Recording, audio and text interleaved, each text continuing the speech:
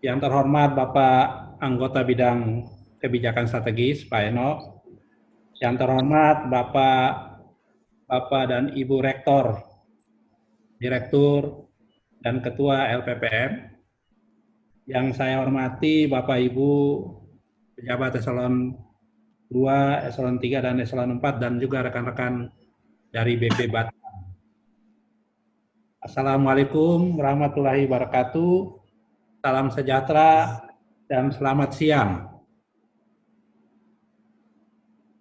Bapak Ibu, di dalam pengembangan sektor strategis ini kita harus melihat mungkin ada dua hal. Yang pertama, kenapa pemerintah membangun Batam? Ya, kemudian dari situ baru kita bagaimana kita mau mengembangkan Batam itu yang ditugaskan oleh pemerintah. Next. Paling pakai data cek lo dulu. Next. Data lo. Baca deh. Ya. Nah, kalau kita lihat bahwa tadi sudah disinggung oleh Pak Anggota Bidang Strategis, Kebijakan Strategis, bahwa pengembangan Batam itu ditetapkan oleh pemerintah sebagai kawasan strategis nasional. Untuk apa? Yaitu untuk pusat pertumbuhan ekonomi, ya, untuk pusat pertumbuhan ekonomi dalam menarik investasi. Yang kedua adalah bagaimana mempercepat pembangunan di kawasan tersebut, dan ini bisa menjadi model untuk diterapkan di kawasan-kawasan lain. Ya, next. Nah, dari situ Bapak dan Ibu kita lihat sebenarnya ke depan ini sektor-sektor apa yang paling penting yang harus dikembangkan. Jadi tidak semua sektor-sektor yang harus kita kembangkan karena kita terus terang terbatas pada sumber daya dan sumber dana.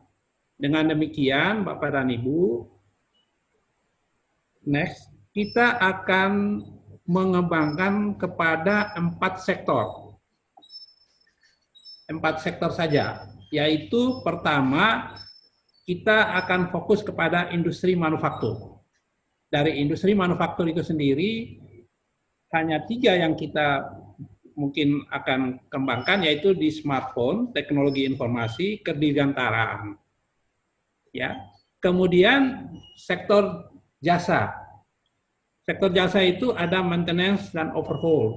Itu baik di pesawat maupun di kapal. Kemudian ada shipbuilding, ship repair. Ya, kemudian ada yang ketiga adalah pendidikan kesehatan internasional. Ya. Dan yang keempat financial services. Nah, kalau misalnya financial services ini mungkin kita belum bisa menjalankan di 2020 dan 2024. Yang ketiga sektornya adalah transshipment, sektor logistik hub, yaitu kita akan membangun transshipment, e-commerce, ya, kemudian warehouse dan infrastruktur link. Dan yang keempat sektor pariwisata. Sektor pariwisata ini kita akan berkolaborasi dengan teman-teman di pemerintah kota maupun pemerintah provinsi dalam konteks membangun event-event internasional, kemudian mengembangkan objek-objek wisata yang memang sangat spesifik, yang belum ada mungkin di Singapura atau di Malaysia. Kemudian yang ketiga adalah kita kembangkan industri kreatif atau dikatakan sekarang itu sinematografi. Nah, Bapak dan Ibu, kenapa? Next mungkin. Kenapa sektor ini harus dipilih oleh BP Batam? Ya, kita lihat satu persatu.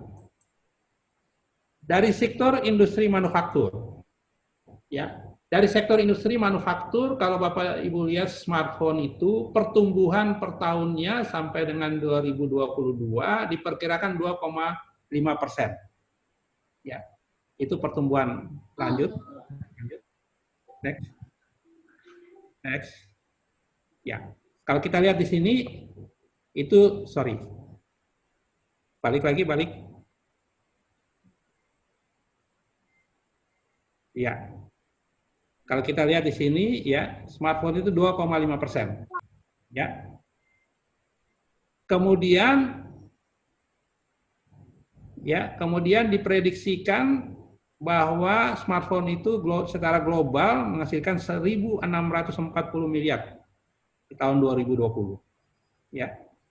Nah, kalau Bapak Ibu dan lihat, ini adalah potensi yang menurut kami bisa kita kembangkan. Next. Lanjut. Ya.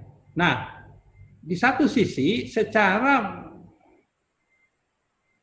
nasional ya, kita lihat bahwa di 2000 diprediksikan 2018 tahun kemarin saja itu kita untuk mengimpor ya smartphone itu kira-kira 357 juta US dollar. Ini untuk impor. Nah, kenapa ini tidak bisa kita buat? Ya, kita makin hari kita harapkan bahwa pertumbuhan impor itu makin hari makin lebih kecil dan itu bisa disubsidi dari dalam negeri sendiri. Ya. Ya. Next. Ya. Nah, kalau kita lihat dari industri itu sendiri, kalau ini profesor saya Pak Adi Sugiarto ini, beliau katakan begini, yang di tengah ini Bapak dan Ibu, ya, desain software, ya, kalau semiconductor ini, semi knockdown ini di Batam sudah ada, ya. Nah, dari sisi dari warna ungu sampai ke kanan ini Batam bisa Indonesia sudah bisa. Nah, kami merencanakan itu kalau bisa di sisi hijau ini ke dalam ke sisi kirinya ya, misalnya desain hardware, kemudian mungkin desain vendor chipsetnya ya, kita kerjasama dengan yang lain, itu bisa mengakibatkan ekosistem dari ponsel itu bisa terjadi di Batam. Kenapa demikian? Karena kita sudah punya. Next. Ya, kita lihat ya di Satnusa itu kita udah punya. Semua itu industri yang smartphone itu sudah cukup bagus di Satnusa itu. Ya, lanjut ya. Lanjut ya, dia sudah bisa memproduksi produk yang consumer produk, network and computer. Lanjut lagi. Ya, dia sudah buat yang kerjasama dengan Asus, ya, Sharp untuk industri telekomunikasi, ya. Kemudian ada dengan industri otomotif, sudah dibuat. Nah, kenapa kita tidak mau menggabung ini di Batam saja sehingga ekosistem dari smartphone ini bisa bagus di Batam. Lanjut. Ya, nah dalam rangka itu, kemarin kami sudah mencoba bahwa Pegatron sudah mau masuk ke Indonesia. Ya, itu ada di Asian Week Review kemarin, yaitu Pegatron sudah masuk. Dan ini bisa menjadi lebih baik lagi kalau dia memang moving semuanya, atau mungkin ya sebagian besar lah. Ya. Lanjut. Nah, ini dari sisi industrinya, industri smartphone. Nah, kalau dari industrinya aerospace itu juga ada peningkatan, misalnya ada globalnya itu ada misalnya hearing protection, protective clothing kit itu pertumbuhannya cukup bagus. Nah, kenapa ini kita tidak membangun di Hang Nadim lah? Ya. Nah, itu yang kita lihat bahwa ternyata ini bisa untuk untuk bisa memberikan peluang bagi Batam untuk menarik investasi dalam bidang ini. Lanjut. Ya, kalau kita lihat juga dari industri kedirgantaraan, ya, jadi kita sudah ada selain MRO, ya, kemungkinan ya kalau Bapak dan Ibu bisa lihat di sini, ya, Korea aja bisa membuat, Jepang sudah bisa membuat, ya, dari komponen-komponen yang ada di pesawat ini. Nah, kenapa Batam tidak bisa? Ya, Batam mungkin bisa mengambil peluang-peluang tersebut. Ya, mungkin komponen yang mananya mungkin sayapnya saja fly tail fin itu sudah cukup bagus. Karena itu nggak terlalu susah. Ya, lanjut. Nah, Lanjut dulu ya. Nah, ini ada mesin-mesin yang bisa kita gunakan untuk mungkin di overhaul-nya. Nah, bagaimana di teknologi informasi? Ya, high teknologinya. Ya, ya kita lihat bahwa high teknologi itu ke depan makin hari makin lebih ini. Kalau kita lihat di Singapura di apa namanya di Amerika sendiri bahwa 40% itu adalah industri high tech. Ya, teknologi dan teknologi informasi. Jadi peluang-peluang ini bisa kita pakai untuk bagaimana bisa dibangun di Batam. Lanjut. Contohnya kalau Bapak dan Ibu bisa lihat virtual reality ya ini berapa ya misalnya dimensi printer mungkin bisa kita buat kita mintakan industrinya pindah ke Batam. Ini contohnya. Ya, jadi dalam konteks seperti itu, mungkin peluang-peluang ini bisa kita kecil. lanjut. Nah, itu dari sektor industrinya. Nah, kalau dari sektor jasa, Bapak dan Ibu, ya kita lihat bahwa MRO, shipbuilding, dan repair itu sudah sangat bagus dan itu cukup banyak di dunia ini ya. Yang kalau di Batam ekosistemnya sudah bagus, tinggal kita dapatkan nilai tambahnya yang terhadap ship repair dan shipbuilding-nya. MRO kita sudah ada punya layan, mungkin Garuda nanti datang, mungkin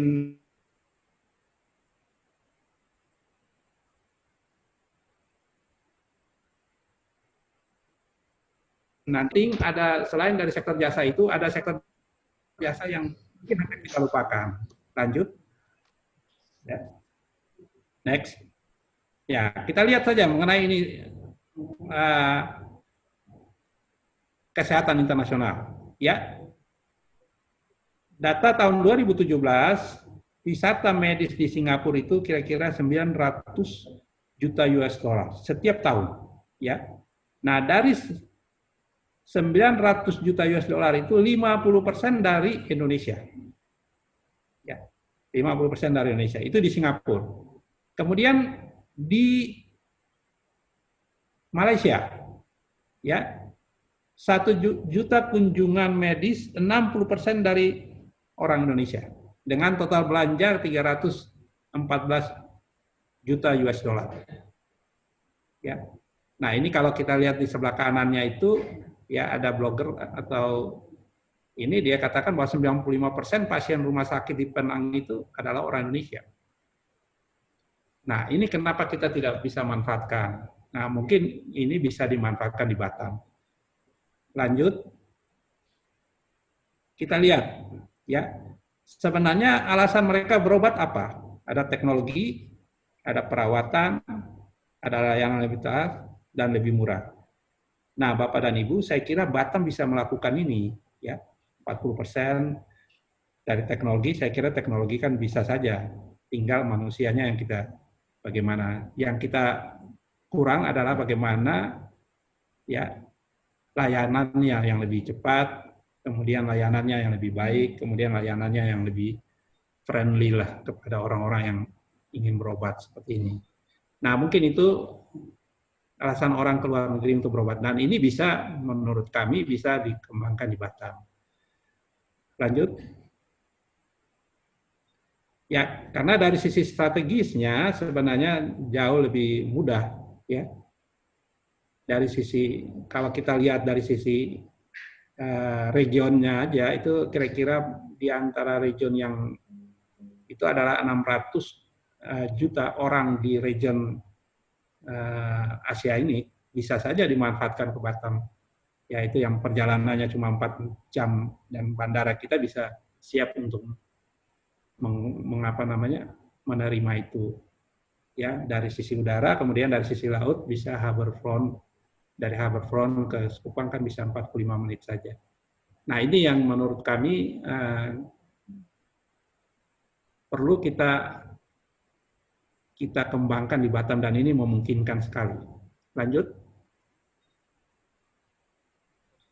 Ya, nah produk yang kita rencanakan itu mungkin yang kita lihat, nanti mungkin Bapak dan Ibu bisa memberikan masukan di sini, adalah bagaimana ya produk-produk yang bersifat misalnya pure medical, itu untuk cancer, stroke, kardiologi, stem cell, cardiac center, ya. Kemudian yang bersifat quasi medical, itu kosmetik, wellness center, kebugaran, kecantikan, dan apa namanya untuk retirement center yang akut dan yang untuk orang-orang yang untuk orang tua. Lanjut. Nah, untuk sektor logistik, di logistik hub, Bapak dan Ibu, kita yang penting adalah kita bagaimana bangun transshipment. Lanjut, ya, e-commerce sama warehouse. Lanjut, ya. Untuk transshipment kita melihat bahwa di Asia sendiri, kalau kita lihat di Asia itu, ya, growth itu adalah 54,3 juta TEUs per tahun. Ya. Dari 54,3 juta TEUs itu diambil oleh PSA Singapura kira-kira 17. Port Tanjung Pelepas kira-kira 7 dan Klang itu kira-kira 1. Ya, artinya Bapak dan Ibu peluang itu masih ada. Ya. Dari kira-kira 54,3 itu 30 kan sudah di sana ya. Jadi Indonesia masih bisa atau Batam itu bisa ke dalam dapat kira-kira 3 juta lah dengan pertumbuhan yang sampai dengan 2030-an lah. Ya. Ya. Nah, kenapa kita harus kembangkan ini? Karena kita punya biaya logistik itu sangat mahal. Ya. Kalau kita Bapak dan Ibu lihat di gambar yang sebelah kiri bawah, itu kita hanya bayar kira-kira untuk satu kontainer aja itu, ya, dia harus membayar kira-kira 1.400, ya.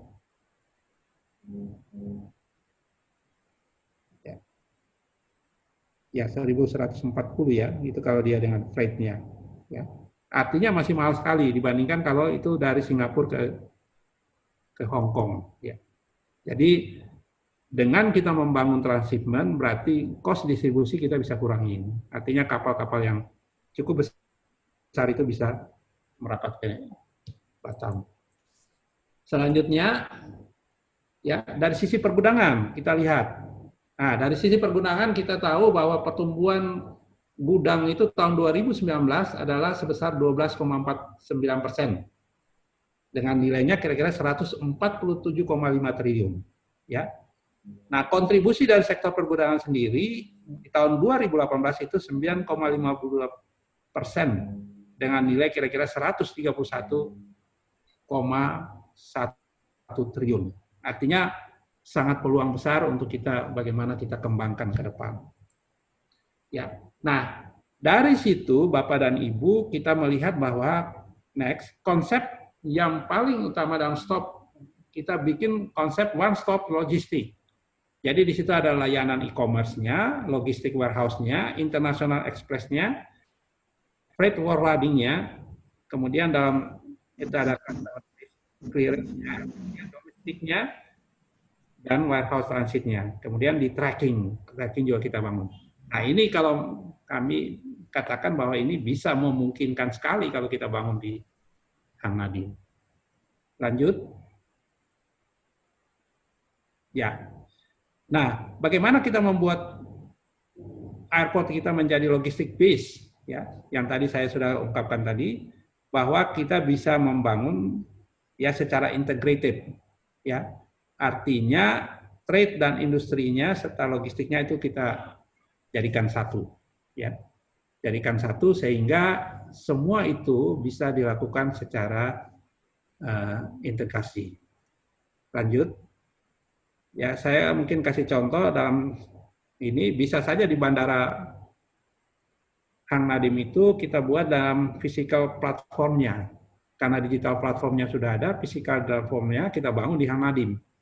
Ya, sehingga barang-barang itu yang ada dari Batam dari Indonesia itu bisa didistribusi di luar negeri atau sebaliknya.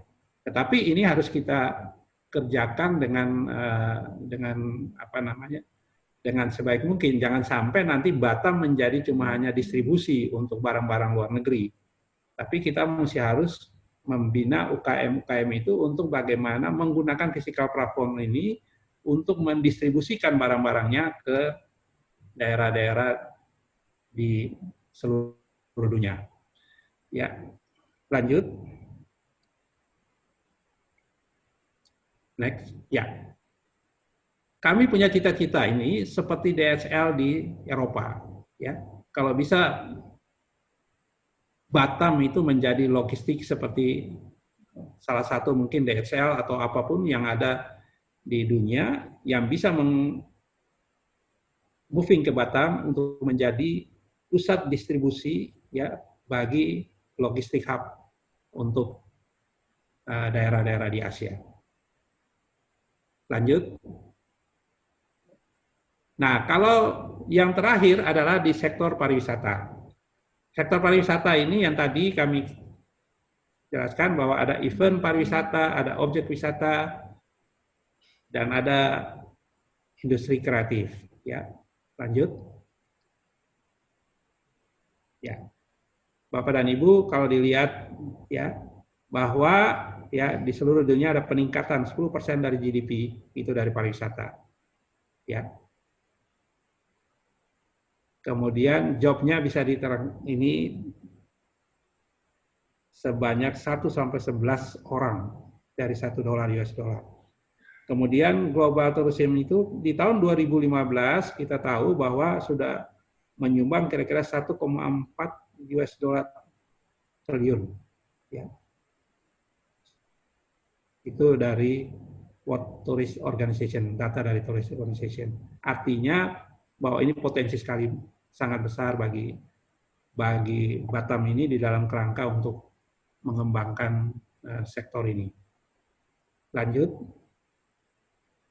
Ya. Nah, kalau kami melihat dari Prof. Sullivan itu bahwa di tahun 2030 dengan pesimistik saja itu pertumbuhannya itu 1,8 juta 1,8 miliar ya turis arrival internasional dengan pertumbuhan 2,9%. Kalau dengan sisi pesimistis. Sedangkan kalau kita lihat dengan dari sisi optimistis itu bisa mencapai 2,3 miliar orang atau 4,5% pertumbuhan turisme di sepanjang global ini. Ya. Lanjut. Nah, dari sini Bapak dan Ibu kita lihat bahwa di 2030 nanti ya travel yang paling besar itu adalah orang Cina, orang India. Ya. Orang Cina dan orang India. Nah, mungkin ya Indonesia sudah mulai besar ya. Nah, kami mengharapkan ya fokus kita nanti dalam rangka pemasaran itu mungkin di kedua negara ini yang punya potensi besar sekali. Ya. Lanjut. Ya. Nah, ini salah satu yang sudah ada dari sisi di Batamnya sendiri ya, ada Kinema Infinity, itu ada studio untuk buat film. Kalau Bapak dan Ibu lihat ya, artinya sudah mulai dibangun ekosistem dari perfilman baik secara animasi maupun perfilman yang sesungguhnya. Misalnya kita melihat ada film-film yang Tatsumi ya, itu buatan Indonesia tuh, buatan orang Batam itu ya. Kemudian kalau kita lihat ini, kalau Bapak dan Ibu di HBO itu ada film Serangon Street ya, itu juga film-film dari buatan Batam. Nah, kami mengharapkan kalau ini nanti jadi kreatif industri ini, selain daripada hasil film yang digunakan, nanti mungkin ya bekas-bekas dari pembuatan film ini bisa kita menjadikan sebagai tempat untuk bagaimana menarik orang untuk datang lihat ya di Batam. Nah, Ibu Bapak, mungkin itu yang saya sampaikan. Nah, bagaimana kita mau melakukan strateginya? Next. Lanjut. Lanjut. Ya, sorry, balik satu lagi. Ya.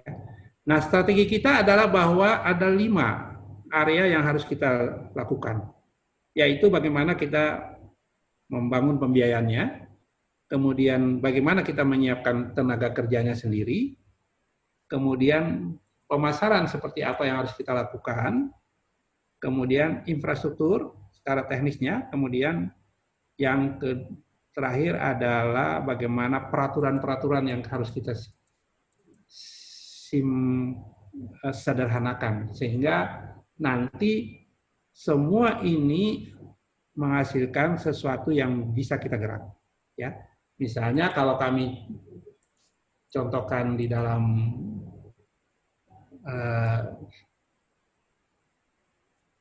pembangunan infrastrukturnya, kita harus menyiapkan ya.